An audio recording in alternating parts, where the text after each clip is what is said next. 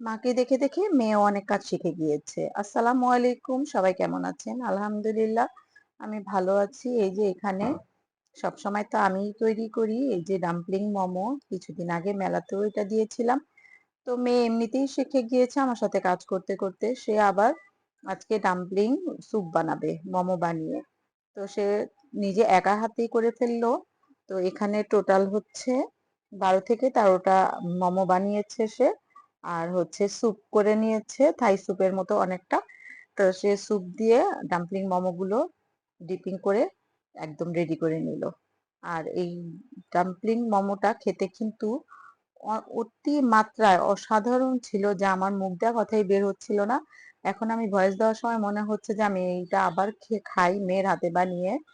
তো যাই হোক, কার কার ভালো লাগলো আমার মেয়ের হাতের এরকম ডাম্পলিং স্যুপ, সবাই আমাকে কমেন্টের মাধ্যমে জানাবেন এবং আমাকে বেশি বেশি লাইক, শেয়ার এবং কমেন্ট করতে ভুলবেন না। তো আজকের ভিডিওটা এখানেই শেষ করছি।